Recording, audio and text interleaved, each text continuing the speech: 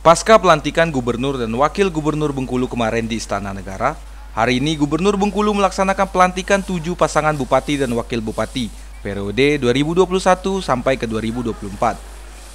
Salah satunya Bupati dan Wakil Bupati Lebong. Pelantikan ini dilaksanakan di Balai Raya Semara, Bengkulu.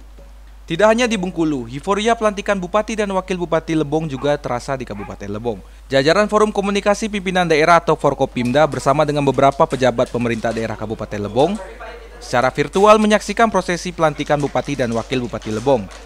Kegiatan ini dilaksanakan di Lebong Comment Center atau ruang LCC. Kegiatan ini juga berjalan dengan lancar. Masih mengingat pandemi COVID-19, maka tetap menerapkan protokol kesehatan atau prokes yang ketat, di mana para pejabat dibatasi yang boleh masuk ke ruangan Lebong Comment Center atau LCC untuk pejabat yang hanya mendapatkan undangan.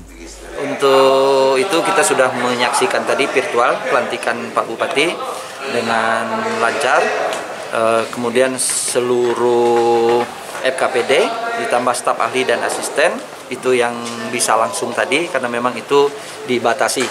Satu, yang kedua kita lihat pengamanan di sekitar pelantikan karena ini memang akhir Pak ya, akhir dari prosesi pilkada itu hari ini pengamanannya cukup ketat dan kondusif untuk jalannya pelantikan tidak ada kendala, semua lancar. Dari Tubei, Widya dan Dika, Lebong TV melaporkan.